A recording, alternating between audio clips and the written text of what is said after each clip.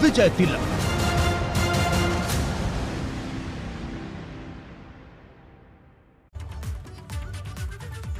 नमस्कार, स्वागत है आपका एबीपी गंगा पर। आप देख रहे हैं विजय तिलक, आपके साथ मैं हूं लवी गुंबर। आइए खबरों के सफर का आगाज करेंगे और शुरुआत बड़ी और अहम खबरों के साथ। तो कल दिल्ली में यूपी विधानसभा चुनाव को लेकर भाजपा की अहम बैठक होगी। इसमें भाजपा के राष्ट्रीय अध्यक्ष जेपी नड्डा, संगठन महामंत्री बीएल संतोष, यूपी चुनाव प्रभारी धर्मेंद्र प्रधान, प्रदेश प्रभारी राधा मोहन सिंह, यूपी बीजेपी अध्यक्ष स्वतंत्र देव सिंह, प्रदेश संगठन महामंत्री सुनील बंसल के साथ बैठक करेंगे। इस दौरान चुनाव अभियान, पार्टी के कार्यकर्ताओं और मुद्दों के आधार पर प्रचार अभियान की रणनीति पर भी चर्चा होगी।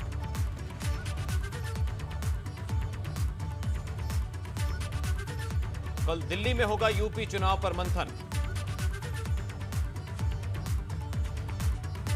मिशन 2022 के लिए भाजपा की घोषणा पत्र समिति की आज बैठक हुई। यह बैठक यूपी के वित्त मंत्री सुरेश खन्ना के आवास पर हुई, जिसमें किसानों, महिलाओं, युवाओं और कानून व्यवस्था समेत तमाम मुद्दों पर सदस्यों के साथ चर्चा हुई और सुझाव लिए गए। समिति के अध्यक्ष सुरेश खन्ना के साथ उपाध्यक्ष और राज्यसभा सांसद ब्रजलाल, सांसद रीता बहुगुणा जोशी, राज्यसभा सांसद कांता कदम, सीमा द्विवेदी समेत दूसरे सदस्य बैठक में मौजूद रहे। समिति के उपाध्यक्ष ब्रजलाल ने बताया कि सभी सदस्यों से सुझाव मांगे गए हैं और 4 दिसंबर को अगली बैठक में घोषणा पत्र पर फिर से चर्चा की जाएगी।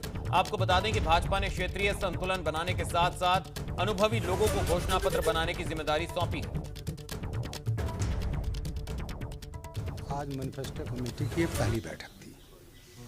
हम इसमें सभी मेंबर्स उपलब्ध थे और हम लोगों ने तमाम विषयों में जो हमारा मैनिफेस्टो रहा है पहले, जिसमें हम करीब पूरा कर चुके हैं, उसको हम लोगों ने अध्ययन किया और ये सोचा कि जो हम पूरा कर चुके हैं उसको कैसे और आगे बढ़ाएंगे। वहीं कांग्रेस महासचिव प्रियंका गांधी ने चित्रकूट का दौरा किया। इस दौरान एबीपी गंगा संवाददाता मोहम्मद मोइन से खास बातचीत में प्रियंका गांधी ने सलमान खुर्शीद के हिंदुत्व वाले विवादित बयान से पल्ला झाड़ लिया। प्रियंका वाड्रा ने इसे खुर्शीद का निजी विचार बताया। प्रियंका गांधी ने कहा कि यह जरूरी नहीं कि हर कोई इससे इत्तेफाक रखे। आपको बता दें, सलमान खुर्शीद ने अपनी किताब sunrise over Ayodhya nationhood in our times में कथित तौर पर हिंदुत्व की तुलना आतंकवादी समूहों बोको हराम और आईएसआईएस से की है। मेरी आस्था की कोई परिभाषा नहीं कर सकता। मेरी आस्था है, चाहे कोई भी हो। तो आप उसकी परिभाषा करने की कोशिश कर रहे हैं, मुझसे सबूत मांगने की कोशिश कर रहे हैं। वो अगर उनकी निजी सोच है, उनकी निजी सोच है।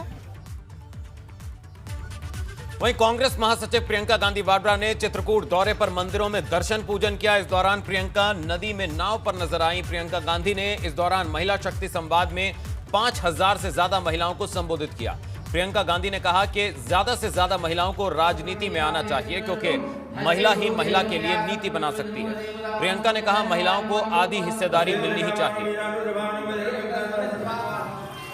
तो 3 तस्वीरें इस वक्त आपके सामने। प्रियंका का चित्रकूट दौरा जो काफी अहम रहा। प्रियंका गांधी ने नाव की सवारी ली और महिलाओं को संबोधित भी किया। 5000 से ज्यादा महिलाओं को संबोधित किया।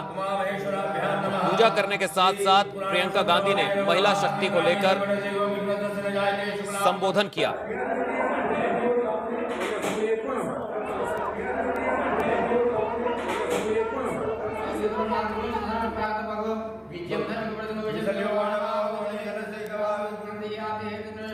मैम, जिस तरीके का आप देख रही हैं, क्या कहना है? देखिए, मैंने कहा, महिलाओं से मैं बार बार कह रही हूँ कि अपनी लड़ाई खुद लड़नी पड़ेगी।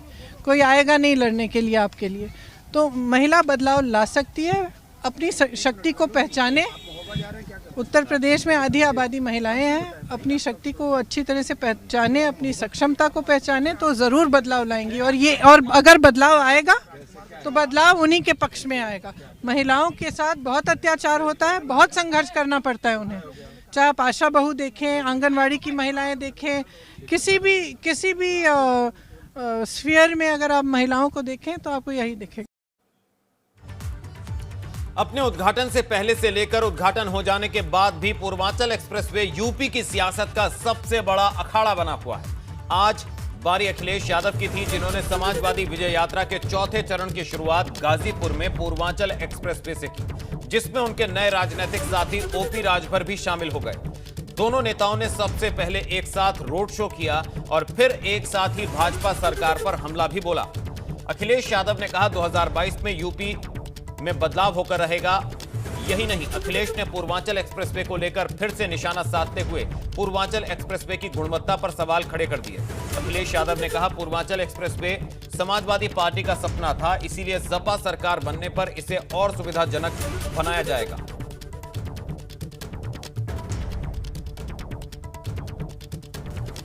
वहीं अखिलेश यादव ने गाजीपुर में महंगाई और बेरोजगारी के मुद्दे पर यूपी सरकार को घेरते हुए कहा कि 2022 में जनता भाजपा को यूपी की सत्ता से उखाड़ फेंकेगी।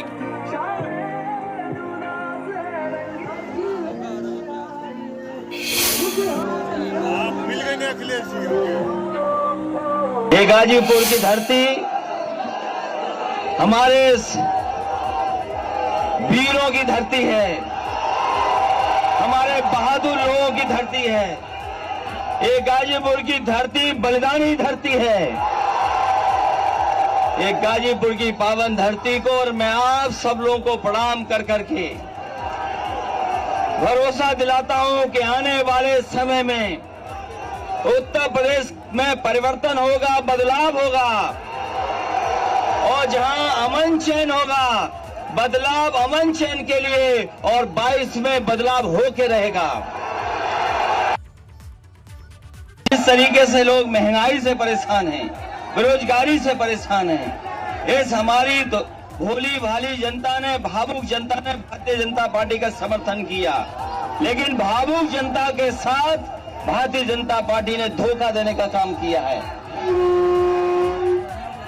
वहीं जहां धोखा मिला है जनता को, जो वादे किए गए थे वो पूरे नहीं हुए हैं। एक वादा भारतीय जनता पार्टी ने नहीं पूरा किया।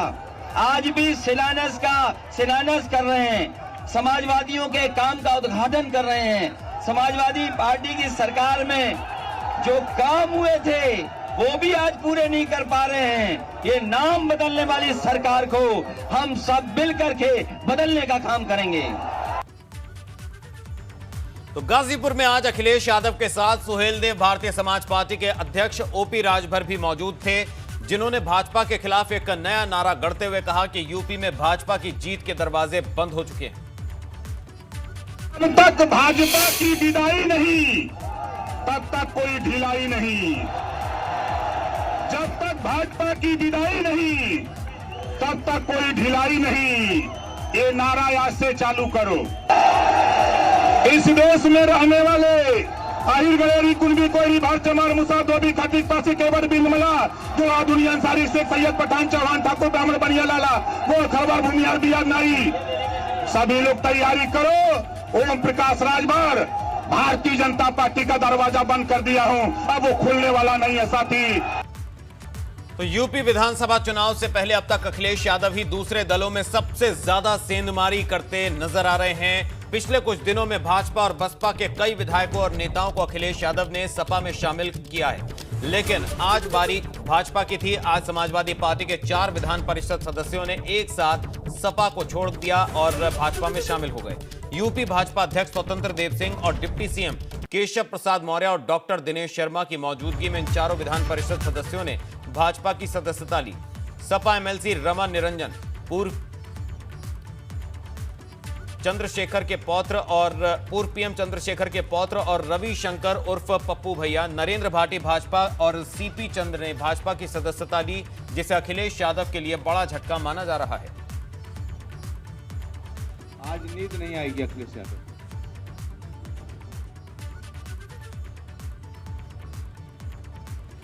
आने से ये बहुत बड़ी ताकत है और आप लोगों से भी अपेक्षा रहेगी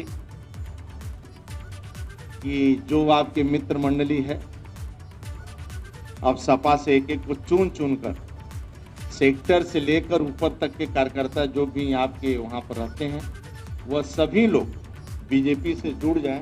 इसकी आप सबको चिंता करना है, नीचे तक के कार्यकर्ता की। आप चारों से ही मेरा निवेदन है, आग्रह। मित्रों, इनको लगता है कि आज देश और राज्य सुरक्षित है आदरणीय मोदी जी के नेतृत्व में, आदरणीय योगी जी के नेतृत्व में, और कानून का राज है। और जहां कानून का राज होता है वहीं शांति होती है, और जहां शांति है वहीं विकास होता है। आज अपने को राज्य सुरक्षित महसूस करता है, इसलिए सभी लोग सपा बसपा छोड़कर भारतीय जनता पार्टी की ओर देख रहे हैं और पार्टी में शामिल हो रहे हैं। वहीं उत्तर प्रदेश विधानसभा चुनाव में जीत के लिए सभी बड़े दलों ने अपनी तैयारियों के साथ छोटे छोटे दलों को साथ लाना शुरू कर दिया है और इसी कड़ी में हिस्सेदारी संकल्प मोर्चा के 4 दलों ने 2022 विधानसभा चुनाव के लिए आज अपना समर्थन भाजपा को देने का ऐलान किया।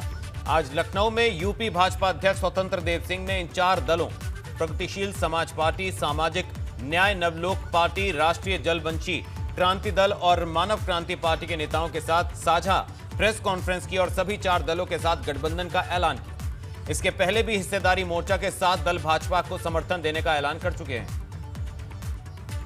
आपका बहुत बहुत हृदय से स्वागत करता हूं, वंदन करता हूं। आप पार्टी से जुड़े, मैं प्रदेश अध्यक्ष के नाते पुनः पुराने मित्रों का और नए मित्रों का मैं हृदय से वंदन करता हूं। वहीं वाराणसी में आज 3 दिवसीय बैलून फेस्टिवल की शुरुआत हो गई।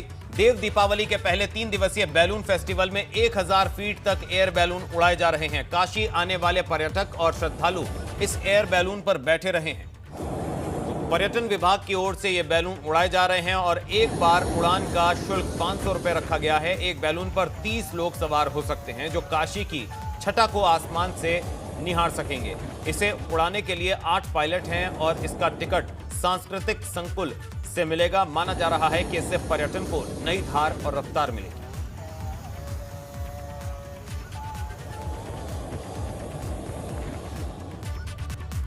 वहीं दिल्ली एनसीआर में बढ़ते प्रदूषण पर काबू पाने के लिए कई पाबंदियां लगाई गई हैं। दिल्ली, हरियाणा, राजस्थान और यूपी के साथ बैठक हुई और बैठक के बाद commission for air quality monitoring committee ने अगले आदेश तक एनसीआर में स्कूल कॉलेजेस बंद करने के आदेश भी दे दिए हैं, जिसके बाद नोएडा में भी स्कूल कॉलेज 21 नवंबर तक बंद कर दिए गए हैं। इस दौरान ऑनलाइन क्लासेस चलती रहेंगी। इसके अलावा प्रदूषण फैलाने वाली फैक्ट्रियों पर भी रोक लगाई गई है। डीजल जनरेटर पर भी रोक लगाई गई है और साथ ही सभी निर्माण के कामों पर भी 21 नवंबर तक रोक लगा दी गई है।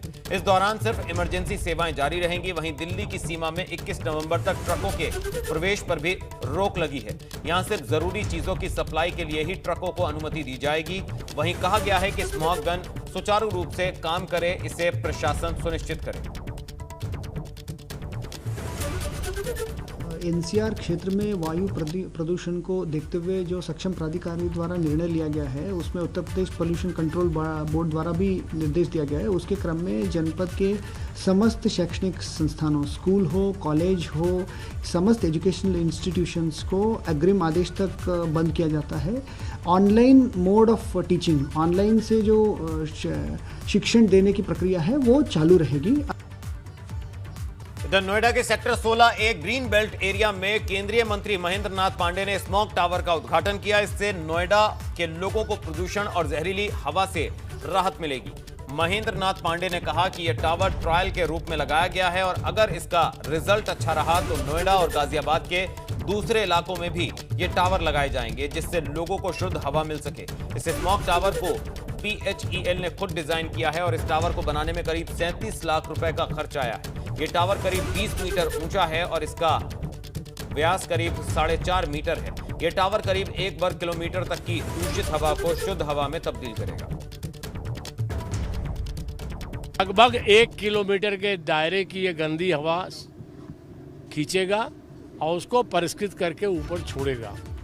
यह हमारे भारी उद्योग मंत्रालय की इकाई भेल द्वारा उसके एक रिसर्च वर्क के तहत यहाँ शुरू किया गया है। नोएडा अथॉरिटी ने भी इसमें अपने ज़मीन और इसके आगे कंटिन्यू मेंटेनेंस के वचनबद्धता के साथ इसमें सहयोग किया है। केंद्रीय मंत्री डॉक्टर महेंद्र नाथ पांडे ने आज नोएडा के सेक्टर 16A स्थित ग्रीन बेल्ट में स्मॉग टावर का शुभारंभ किया है। आप देख सकते हैं ये वही स्मॉग टावर है जिसे आज केंद्रीय मंत्री ने अपने कर कमलों द्वारा स्टार्ट किया है और अब से नोएडा वासियों को शुद्ध हवा मिलेगी, क्योंकि ये स्मॉग टावर करीब 1 वर्ग किलोमीटर तक की दूषित हवा को शुद्ध करेगा और उसके बाद आम जनता को शुद्ध हवा देगा। ये टावर नोएडा और दिल्ली की सीमा के पास लगाया गया है ताकि अगर दिल्ली से प्रदूषण नोएडा की तरफ बढ़ता है तो उसको भी रोकने की कोशिश ये टावर करे। आपको बता दें, इस टावर को बनाने में करीब 37 लाख रुपए खर्च हुए हैं और इस टावर को नोएडा प्राधिकरण ने Bharat heavy electrical limited company के साथ तैयार किया है और ये एक ट्रायल के तौर पर टावर लगाया गया है। हालांकि ये कहा जा सकता है कि ये जो टावर है ये नोएडा वासियों के लिए किसी संजीवनी से कम नहीं है, क्योंकि आने वाले वक्त में नोएडा वासियों को दूषित हवा से निजात ही नहीं मिलेगी, बल्कि वर्षों से दूषित हवा झेल रहे नोएडा वासियों को अब राहत मिलनी शुरू हो जाएगी। नोएडा से वीडियो जर्नलिस्ट कपिल सोलंकी के साथ बलराम पांडे, एबीपी गंगा। तो भाजपा सांसद डॉक्टर महेश शर्मा ने जेवर इंटरनेशनल एयरपोर्ट को लेकर कहा कि यह प्रधानमंत्री मोदी के सपने को साकार करने वाला प्रोजेक्ट है, जिसका 25 नवंबर को पीएम मोदी अपने हाथों से भूमि पूजन कर इसकी नींव रखेंगे। उन्होंने उम्मीद जताई कि 2024 की शुरुआत तक यहां से पहली उड़ान भरी जा सकेगी। डॉक्टर महेश शर्मा ने कहा कि एयरपोर्ट के शुरू होने पर उत्तर प्रदेश के विकास को नए पंख लगेंगे। इससे लाखों युवाओं को नया रोजगार मिलेगा और करीब 2 लाख युवाओं को नौकरियां भी मिलेंगी। हमारे प्रधानमंत्री जी की जो सोच थी कि हवाई चप्पल पहनने वाला व्यक्ति हवाई जहाज में उड़ेगा, आज वो रंग लाया है। हमारे प्रधानमंत्री जी की दो ही सोच रहती है, एक विकास के मार्ग से देश को आगे ले चलना, दूसरा जरूरतमंद गरीब किसान मजदूर उनको भी देश की मुख्य विचारधारा में जोड़ना। ये हवाई अड्डा उन दोनों व्यवस्थाओं को बल देता है। जेवर क्षेत्र मेरी कॉन्स्टिट्यूएंसी का, मेरी लोकसभा क्षेत्र का सबसे कमजोर इलाका था, जहाँ के लोगों की गरीबी के किस्से मैंने भी सुने थे। आज वो जेवर क्षेत्र विश्व पटल पर अपनी पहचान बना रहा है। दिल्ली हवाई अड्डे से 2.5 गुना बड़ा, जहाँ MRO यानी हवाई जहाज की मरम्मत का काम भी होगा, कार्गो यानी सामान ढोने का काम भी होगा और 6 हवाई पट्टियां। दिल्ली हवाई अड्डे में आज भी 3 हवाई पट्टियां हैं। मुख्यमंत्री पुष्कर सिंह धामी मुख्य सचिव के साथ आज 2 दिवसीय लखनऊ दौरे पर पहुंच गए हैं। सबसे पहले उन्होंने राजभवन जाकर राज्यपाल आनंदीबेन पटेल से मुलाकात की। इसके बाद विधानसभा अध्यक्ष हृदय नारायण दीक्षित के आवास पर पहुंचे और उनसे भी मुलाकात की। सीएम धामी से हमारे संवाददाता विवेक त्रिपाठी ने खास बातचीत की। बातचीत के दौरान सीएम ने कहा कि लखनऊ से पुराना नाता है। लखनऊ विश्वविद्यालय के हॉस्टल में रहकर पढ़ाई की और यहां सक्रिय रूप से छात्रों के आंदोलन का नेतृत्व भी किया। धामी ने कहा कि उत्तराखंड की परिसंपत्तियों के बंटवारे को लेकर मुख्यमंत्री योगी आदित्यनाथ से मुलाकात करके मामला हल किया जाएगा। उन्होंने लखनऊ यूनिवर्सिटी के आचार्य नरेंद्र देव छात्रावास स्थित अपने 119 नंबर कमरे में जाकर पुरानी यादें ताजा करने की भी बात कही। अध्ययन किया है, उस काल में विद्यार्थी जीवन में मैं रहा हूँ और लखनऊ विश्वविद्यालय से लखनऊ से एक गहरा नाता है। क्योंकि जिस क्षेत्र में भी हम आज काम कर रहे हैं विद्यार्थी परिषद के कार्यकर्ता के रूप में, यहीं से हमने प्रारंभिक जो भी शिक्षा दीक्षा मिली है वो इसी भूमि से मिली है। सबसे महत्वपूर्ण मुद्दा धामी जी ये है कि जो परिसंपत्तियों को लेकर विवाद चल रहा है, 21 साल हो गए उत्तराखंड का गठन हुए, लेकिन अभी वो निर्णय तक नहीं पहुंच पाया है। उस पर क्या बातचीत होगी मुख्यमंत्री जी से? नहीं, विवाद जैसी कोई स्थिति नहीं है। माननीय मुख्यमंत्री जी बड़े उदार हैं और हम लोगों का छोटे भाई बड़े भाई का रिश्ता है। चूँकि हमारा मातृ प्रदेश उत्तर प्रदेश ही है, हम जब पैदा हुए थे तो उत्तर प्रदेश में ही हुए थे, तो इसलिए जो भी मामले हैं हम लोग बैठ के उसको देखेंगे और सभी उनके संज्ञान में भी, मुख्यमंत्री जी के भी संज्ञान में, यहाँ के लोगों के संज्ञान में